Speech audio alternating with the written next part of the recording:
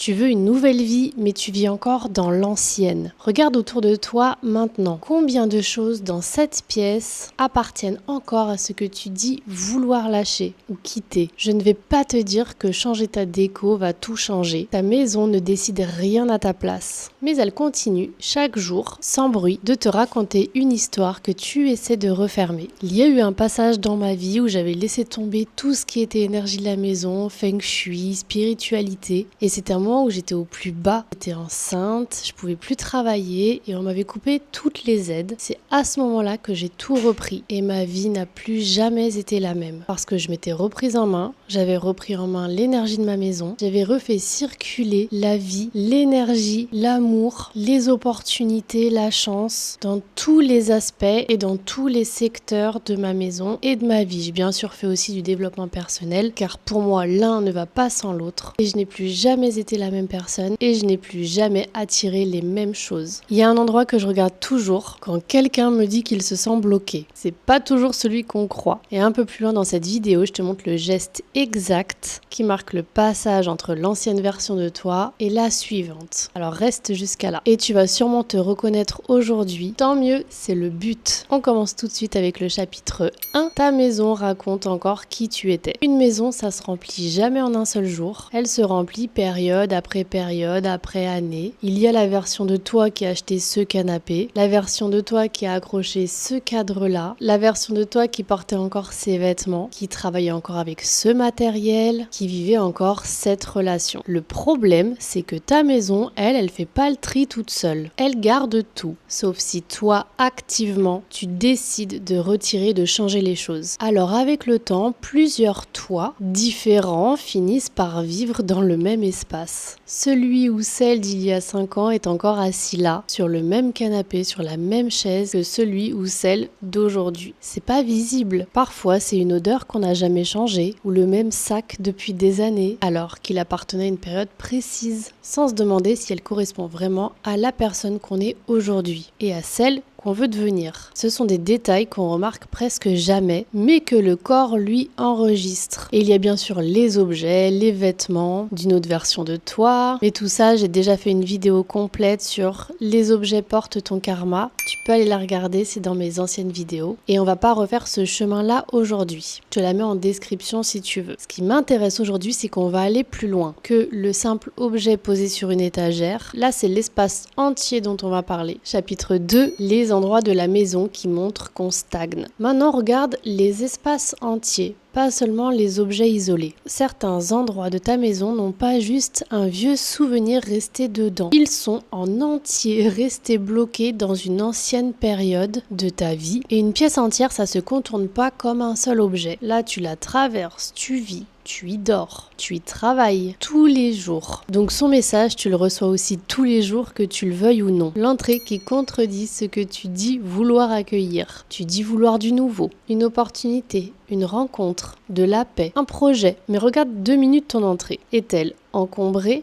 sombre, rempli de choses qu'on pousse la faute de mieux, avec des meubles abîmés, une porte qui bloque, des factures, des pots rangent tout, où on met tout et n'importe quoi dedans, des piles, des clés, des pièces. Et chaque jour, en franchissant cette porte, tu répètes le même message à ton corps. Ici, on n'a pas vraiment de place pour du nouveau et on garde ce qu'on avait. C'est quand même une contradiction. C'est par là que l'énergie entre dans ta vie, chez toi. Et tout ce qu'il y a dans ton entrée doit accueillir du nouveau. Et surtout pas des dettes, de l'argent laissé là au hasard, comme si l'abondance n'avait aucune importance. Des objets qui sont là mais qui veulent pas forcément dire grand chose. Et quand tu rentres chez toi, tu poses les choses sur la table, dans le pot, sans vraiment t'en rendre compte non plus. Comme si l'entrée elle-même nous poussait à passer et à laisser et à décharger notre surplus. Si c'est ton cas, commence simplement par lui rendre sa fonction. Enlève ce qui n'a rien à y faire. Ouvre, nettoie, trie, ajoute de la lumière avant d'attirer quoi que ce soit de nouveau. Nettoie ta porte, nettoie ton seuil et ajoute des détails qui pour toi reflètent ce que tu voudrais attirer et crée physiquement un endroit capable de l'accueillir. Ensuite, la chambre ou le bureau qui appartiennent à une vie que tu veux plus. Une chambre qui ressemble encore à celle du couple que tu avais avant, qui qui n'existe plus, un bureau resté identique depuis un poste ou une activité que tu as quitté, ce sont des pièces qui continuent de fonctionner exactement comme avant, alors que toi, tu as changé de direction. Et bien sûr que tu t'y sens mal à l'aise. En fait, tu le sais très bien, cette pièce a été pensée pour quelqu'un que tu n'es plus du tout aujourd'hui. Et regarde surtout ce que tu évites d'y faire. Est-ce que dans la chambre, par exemple, tu as pour habitude de t'endormir ailleurs ou sur le canapé? Est-ce que tu ouvres ton ordinateur partout sauf sur ce bureau-là? Est-ce que dans cette chambre, il y a encore des photos de toi, d'une ancienne vie que tu voudrais laisser derrière? Rappelez-vous, dans la chambre, on met que des photos de nous ou du couple. Si vous êtes seul, vous pouvez mettre des représentations de couple pour attirer l'amour. Pas de famille, pas d'amis, rien que nous et le couple. Et souvent, il est important de renouveler les photos qu'on met à l'intérieur pour renouveler l'énergie de la nouvelle version de nous ou de notre couple. Les objets, c'est pareil. La déco, c'est pareil. On y reviendra. Et dans le bureau aussi. Ce genre d'évitement répété sans qu'on le décide vraiment, sans qu'on le mentalise vraiment, en dit souvent plus long que n'importe quelle observation de déco. Ensuite, le salon ou la pièce que tu fais plus vraiment vivre. Il y a aussi cette pièce qui est censée être le cœur de la maison. En dehors du centre, c'est le salon, la salle à manger. Mais tu y reçois plus personne depuis longtemps, ou tu t'y installes plus non plus vraiment, ou la table est devenue un endroit où on pose des affaires plutôt qu'un endroit où on s'assoit. Si tu dis vouloir plus de liens, plus de partage, plus de monde autour de toi, et que la pièce faite pour ça n'est plus vraiment utilisée comme telle, il y a aussi quelque chose à y regarder. Ensuite, comme d'habitude, il y a le placard, le débarras et tout ce qu'on repousse dans un coin. Un endroit où on met tout dedans et on ne sait pas trop quoi y faire, en gros. Et quand c'est une pièce entière qui joue ce rôle-là, le message est encore plus fort. Il y a un endroit chez toi totalement lié à l'indécision. Selon le secteur où il se trouve, ça en dira long sur ce que tu vis dans ta vie. Et bien sûr, c'est souvent la pièce qu'on veut montrer le moins, qu'on ferme quand quelqu'un vient. On sait très bien, sans le formuler, ce qu'elle raconte de nous. Là maintenant, tu peux mettre la vidéo en pause 2 secondes et regarder autour de toi, juste pour observer ce que tu voyais pas jusque-là. C'est tout ce que je te demande à ce stade. Chapitre 3. Manifester du nouveau dans un environnement qui raconte l'ancien. Maintenant, on arrive vraiment dans l'endroit où je veux vraiment t'emmener. Tu peux avoir la meilleure intention du monde, tu peux faire des affirmations tous les matins, répéter que tu veux un nouveau départ, plus d'abondance, une relation saine, plus d'opportunités. Mais si en même temps ton environnement continue de raconter une ancienne version de toi qui a du mal à se détacher des choses, l'ancienne version, là il y a un décalage. Et là, quand il y a un décalage, ton énergie le sent, l'univers le sait, même si toi tu refuses de l'admettre. Je vais pas te dire de parler à l'univers et d'attendre que ça tombe, même si j'y crois. Car dans l'univers, quand on est aligné et quand on vibre très haut, on peut tout avoir. Mais pour moi, et pour ce que je connais et ce que j'ai vécu dans ma pratique, il faut quand même passer à l'action. Il faut quand même montrer et engranger le premier pas. Et ce que je te propose, c'est de regarder 3 choses en même temps, côte à côte, sans te mentir, ce que tu dis vouloir, ce que ton environnement entretient et ce que tu fais réellement chaque jour pour. Prends un exemple tout simple. Tu dis vouloir développer un projet, mais ton bureau est devenu un débarras et tu t'assois jamais devant pour y travailler. Ok, je suis un super mauvais exemple parce que mon bureau est mobile selon l'énergie que j'ai dans la journée. Je bouge un petit peu partout, mais c'est vrai que j'ai un bureau quand même central qui me permet de m'organiser et de cadrer mes projets. Et ça raconte que ton environnement, que ce projet n'a pas de place réelle chez toi et tes actes le confirment. Autre exemple, si tu veux développer quelque chose de nouveau, crée-lui une place avant même que ça existe. Un bureau bien rangé, un vision board, une lumière allumée, des objets qui te stimulent dessus. Ton intention devient alors quelque chose que tu peux voir et utiliser, pas juste quelque chose que tu vas te répéter tous les matins dans ta tête. Là, c'est du concret. Et voilà l'endroit que je regarde en premier, celui que je t'ai annoncé dès le début. Pas la chambre, même si elle compte. Pas l'entrée, même si elle compte aussi. Quand quelqu'un me dit qu'il se sent bloqué, ce que je regarde en premier, c'est s'il existe chez lui un endroit réel, physique, où ce qu'il dit vouloir pourrait exister dès aujourd'hui. Je vous explique. La plupart du temps, la réponse est non. Et c'est exactement là que ça commence à se jouer. Autre exemple, tu dis vouloir tourner une page, une relation, une période, mais tu gardes volontairement autour de toi tout ce qui t'y replonge. Ton intention dit une chose, mais ton environnement et tes gestes en disent une autre. Un autre exemple encore. Tu dis vouloir une histoire d'amour, mais ta chambre appartient ou seulement à toi, une personne seule, ou à ton ancienne relation. Elle est restée dans le jus depuis des années. La même disposition, le même côté du lit, l'autre vide, comme une place réservée, les mêmes objets à deux qu'on n'a jamais retirés. Tu peux vouloir cette histoire aussi fort que tu veux. Ta chambre, elle continue de fonctionner comme ça a toujours été, avec l'ancienne version de cette relation, comme si c'était jamais terminé en réalité. Alors je te demande pas de tout refaire, change quelque chose de visible. La disposition, le linge de lit, des objets importants, des nouvelles photos de toi ou des représentations de toi. En couple, il faut qu'en entrant dans cette pièce, ton regard ne retrouve pas le même décor. Et il y a un dernier exemple plus discret, mais tout aussi parlant. Tu dis vouloir plus de calme, mieux dormir, te sentir enfin posé chez toi. Mais ta chambre reste la pièce la plus encombrée de la maison.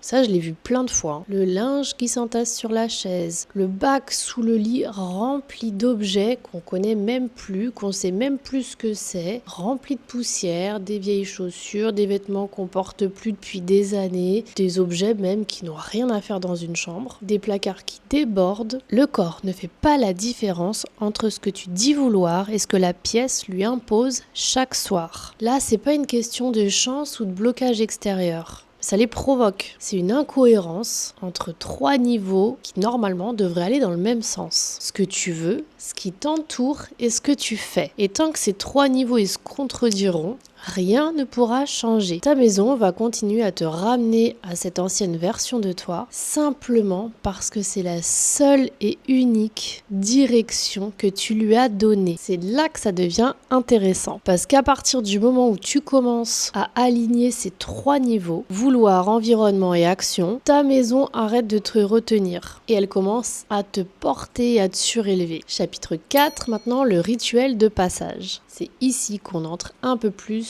dans mon univers. Pas pour refaire le rituel objet par objet que je t'ai parlé dans les objets portent ton karma. C'est pas un tri de toute la maison. C'est un rituel, un seul geste, un seul espace pour marquer clairement l'instant où cet endroit change de rôle dans ta vie. Étape 1, choisir le seuil. Pas tout en même temps. Pas toute la maison d'un coup, choisis une pièce, choisis l'endroit qui pour toi représente le plus l'ancienne version que tu es en train de quitter, ou ce que tu voudrais changer, évoluer, attirer, celui qui t'est venu en tête depuis le début de la vidéo. Et regarde une dernière fois, avant de changer quoi que ce soit, prends le temps de regarder cet espace exactement comme il est aujourd'hui, une dernière fois, comme pour lui dire au revoir. Ensuite, étape 3, décider ce qui part et ce qui reste. Une seule question suffit pour cet espace précis. Qu'est-ce qui appartient encore à l'ancienne version de toi et qu'est-ce qui peut légitimement continuer d'exister dans cet espace, dans cette nouvelle version. Si tu hésites sur un objet précis pendant cet exercice, c'est pas grave, c'est pas vraiment le sujet du rituel là maintenant. Mets-le simplement de côté et si tu veux vraiment le trier, regarde la vidéo en profondeur sur la mémoire des objets porte ton karma. Elle est faite pour ça. Ensuite, étape 4, nettoyer et réorienter. Nettoie l'espace vraiment physiquement. Et surtout, commence déjà à l'orienter sur ce qu'il va devenir. La place où tu vas créer, travailler, te reposer, recevoir. Ne le laisse pas juste vide. Donne-lui déjà une direction. Désolé, il y a des travaux en bas. Si vous entendez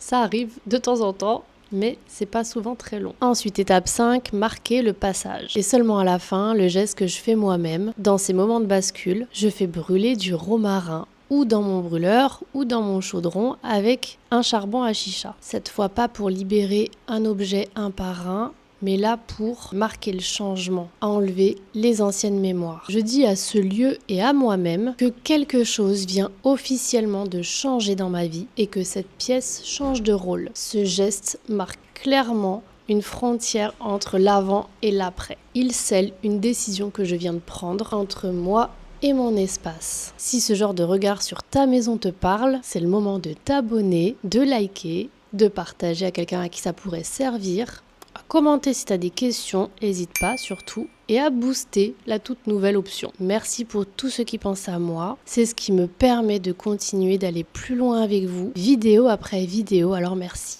Et si tu n'as pas encore téléchargé mon guide gratuit qui te donne les premiers pas et les premières bases, engranger le changement dans ta maison et dans ta vie, télécharge-le gratuitement, le lien est en description. Chapitre 5 maintenant, crée de la place pour la prochaine version de toi. Mais attention, je veux surtout pas m'arrêter là. Enlever, trier, nettoyer, c'est que la première partie du travail, vous le savez très bien maintenant pour ceux qui me suivent depuis le début. D'ailleurs, merci, vraiment. L'autre moitié, c'est celle qu'on oublie presque toujours, qu'on ne sait pas. C'est de construire ce qui vient après. Là, on passe à l'action. Pose-toi une question simple. Qui est-ce que tu essaies de devenir? Concrètement, pas dans l'absolu, dans les prochains jours, dans les prochaines semaines. Et ensuite, demande-toi comment ta maison peut rendre cette direction plus facile à suivre plutôt que plus difficile. Si tu veux créer davantage, ne te contente pas de vouloir créer dans ta tête. Prépare un espace réel où t'installer pour le faire, même petit, même dans un coin. Regarde, moi je suis dans le salon, dans ma maison, ma fille est dans sa chambre, mon mari est dans son bureau, c'est mon moment, c'est les vacances, tout le monde est présent, on s'arrange comme on peut et surtout, on se trouve pas d'excuses. Si tu veux prendre soin de toi, rends cette habitude visible et accessible. Si tu veux développer ton activité, donne-toi un vrai endroit pour travailler et active-le. Si tu veux accueillir davantage des gens, des opportunités, des rencontres, commence par ton entrée et ton espace pour recevoir. Dresse une table, c'est souvent le premier endroit qui devrait changer. Si tu veux plus d'abondance, allez, arrête de laisser ta maison raconter le manque. Des tiroirs à factures non triés. La dernière fois, on m'a posé une question, où doit-on ranger ses factures? C'est une très bonne question. Sachez qu'il n'y a pas de bon endroit pour ranger des factures, qu'on se le dise, mais le mieux, bien sûr, c'est d'éviter le secteur de l'abondance, la chambre, parce que quelqu'un m'a dit qu'il rangeait ses factures dans sa chambre, l'endroit où on est censé se reposer et être au calme et bien dans sa tête, donc surtout pas. Personnellement, je range mes factures dans mon bureau, dans un placard fermé. Quand je dis facture, je parle de tout papier administratif, ok? Et c'est pour moi le meilleur endroit. Bien sûr, crée-toi un hôtel d'abondance, mes idées vœux, une fontaine, des objets qui pour toi reflètent ce que tu veux attirer. Chacun a sa propre idée de l'abondance, de la richesse financière. À toi de le mettre et de le concrétiser physiquement au travers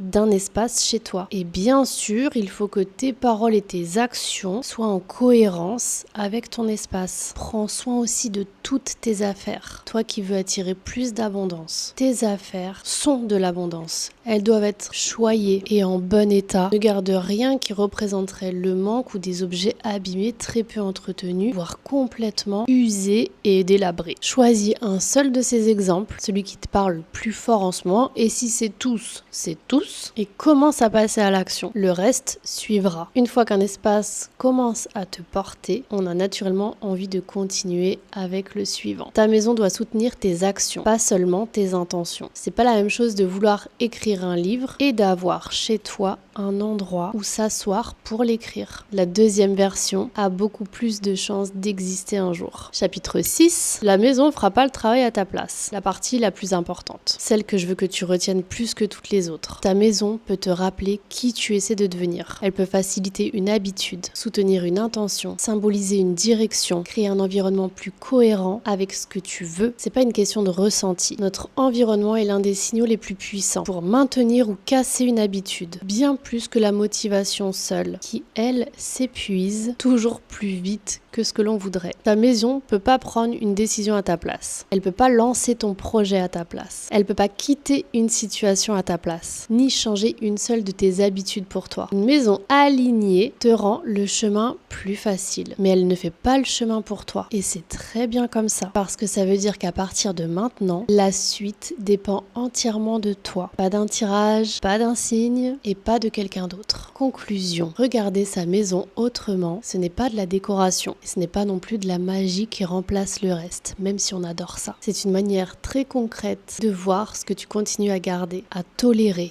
et ce que tu es prêt à laisser derrière toi, et ce que tu veux maintenant commencer à construire. Bien sûr, t'as pas besoin de tout faire aujourd'hui. Un seul espace, une seule décision, ça suffit pour commencer à changer la direction dans laquelle ta maison te porte. La suite arrive très vite avec Les Secrets de l'Abondance, mon livre qui sort le 26 août, livre digital. Tous ceux qui sont déjà inscrits inscrits grâce au livre gratuit auront automatiquement l'email dès la sortie du livre. Merci à tous d'avoir regardé jusqu'à la fin. Merci d'être de plus en plus nombreux. Merci pour tous vos commentaires. Je peux pas encore répondre à tout le monde, mais je fais de mon mieux. J'espère que vous avez passé d'excellentes vacances et que vous allez revenir booster pour la rentrée. Le monde a besoin de votre lumière. Alors prenez soin de vous, prenez soin de vos proches et prenez soin de votre maison. À la semaine prochaine. Bye bye.